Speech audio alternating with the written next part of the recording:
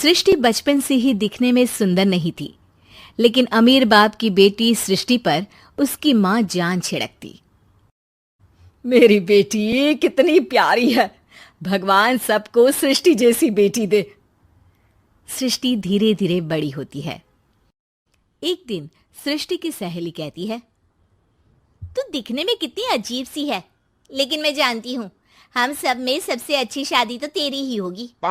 तेरे पापा अमीर जो हैं। और बता नहीं सकते यार, दहेज तो हर कोई देता है, ये क्या ज्यादा ले जाएगी अपने पति के लिए?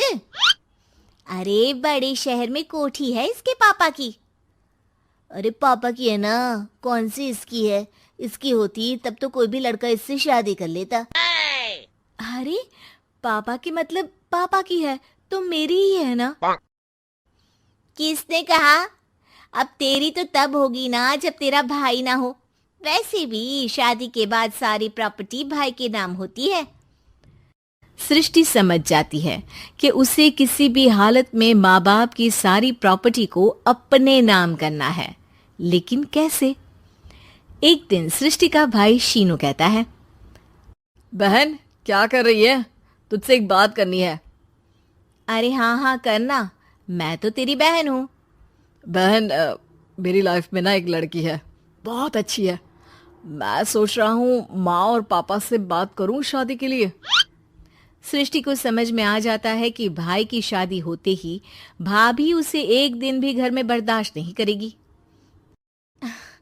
क्या बात है भाई, बताना कौन है वो? यार वो बहुत अच्छी लड़की है, पढ़ी लिखी है, मेरे साथ जॉब भी करती है। बस एक प्रॉब्लम है। प्रॉब्लम? क्या प्रॉब्लम है भाई? यार वो शादीशुदा है, लेकिन उसके पति ने उसे सिर्फ इसलिए छोड़ दिया क्योंकि उसके माँ बाप दहेज नहीं दे पाए। सृष्टि ये सुनकर न जाने क्यों खुश हो जाती है। अरे भाई तो क्या हुआ, लड़की तुझे तो पसंद है ना? शीनू को लगता है कि बहन उसे समझ रही है। वो इस बात से अनजान होता है कि उसकी बहन की मंशा पूरा घर हड़पने की है। सृष्टि अपनी माँ से कहती है, मम्मी मुझे तो बहुत चिंता है, पता है शीनू क्या कर रहा है? अरे क्या कर रहा है, वो तो काम पर जाता है और वापस घर आता है। नहीं ना माँ, वो यही तो नहीं कर रहा, बाकी सब कर रहा है। आपको पता है उससे प्यार है, और वो भी एक शादीशुदा लड़की से। ये क्या हो गया? मैं सोसाइटी में क्या मुंह दिखाऊंगी? अरे तेरे पापा तो यही कहेंगे कि मैंने ही उसे बिगाड़ दिया है। माँ देखो, मेरी बात मानो, पापा पर भी विश्वास करने की जरूरत नहीं है। अब आप ही बताओ, पापा इतनी देर घर के बाहर रहते हैं क्यों? बोलो। अरे बेटा वो तो नौकरी करते हैं ना।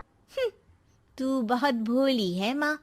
पापा का ऑफिस तो 7 बजे खत्म हो जाता है, लेकिन देखो कितनी देर से आते हैं। अरे नहीं नहीं बेटा, ऐसी कोई बात नहीं है। सृष्टि माँ को एक औरत से बात करते पिता की फोटो दिखाती है। देखो माँ कैसे हैं पापा, मैं ना कहती थी कि पापा सही नहीं है। मैं तेरे पापा से बात करूंगी, दे फोटो मुझे। ओ माँ, वो तो डिलीट हो गई। लेकिन चल, तूने तो देख लिया ना, पापा से बाद में बात कर लेना। और हाँ, मेरा नाम बिल्कुल मत लेना। हाँ माँ। अब क्या था, सृष्टि के माँ और पिता के बीच झगड़ा होना शुरू हो जाता है। सृष्टि के मन में क्या चल रहा था कोई नहीं जानता था।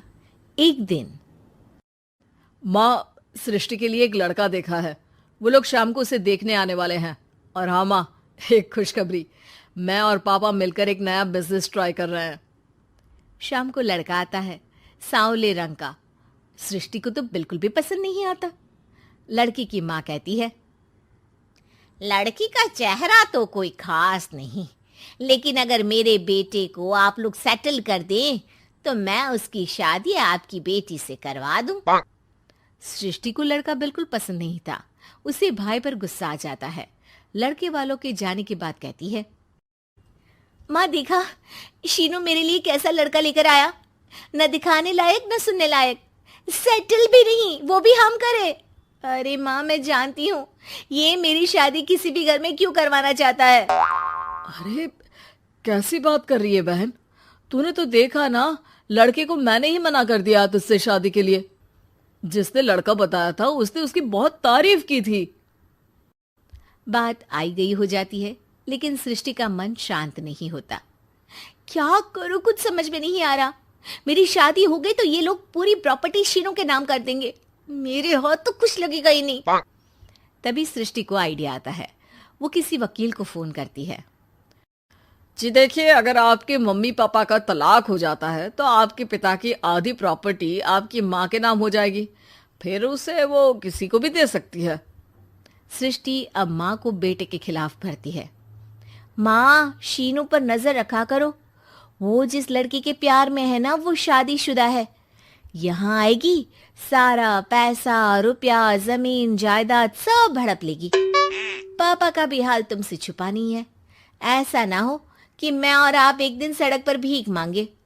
हे भगवान, मैं तो जीते जी मर जाऊंगी अगर ऐसा हो गया तो।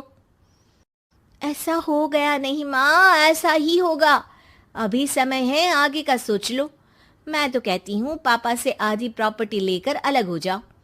पापा की आधी प्रॉपर्टी भी हम लोगों को अगर मिल जाती है ना, तो अगले 7 जन्म सफल समझो। बेचारी माँ बेटी के कहने पर पति से तलाक लेकर अलग हो जाती है। सृष्टि अब पैसों से गाड़ी और अपने दूसरे महंगे शौक पूरे करने लगी। उसके दोस्त भी उसके पैसे इस्तेमाल करते। सृष्टि, कल तुम कहाँ थी? मैं सारा दिन घर पर अकेली थी। तो मैं क्या करूं? मैंने ठेका तो नहीं लिया है ना तुम्हें संभालने का। माँ को सृष्टि से ये उम्मीद नहीं थी। वो बैठकर रोने लगती है। वहीं उसका पति यानी कि सृष्टि के पिता आ जाते हैं। मैं जानता था कि तुम्हारा यही हाल होगा, तो आपने मुझे रोका क्यों नहीं? मैं रोकता तो तुम रुकती क्या? सृष्टि के कहने पर तुमने मुझ पर अपने बेटे पर शक किया, लेकिन तुम ये भूल गई कि कैसे हम दोनों ने मिलकर जीवन में इतना सब खड़ा किया। माँ पति के गले लग जाती है। मुझे माफ कर दीजिए, मैंने आपकी कमाई का एक बड़ा हिस्सा गवा दिया। कोई बात नहीं, तुम साथ हो तो मैं ऐसी 7 प्रॉपर्टी खड़ी कर दूंगा। तभी वहां सृष्टि आ जाती है रोते हुए। माँ, मयंक ने मुझे छोड़ दिया। वो बोल रहा था जब तक मेरे पास पैसे थे तब तक ही वो मेरे साथ था। पापा, माँ, मुझे माफ कर दीजिए।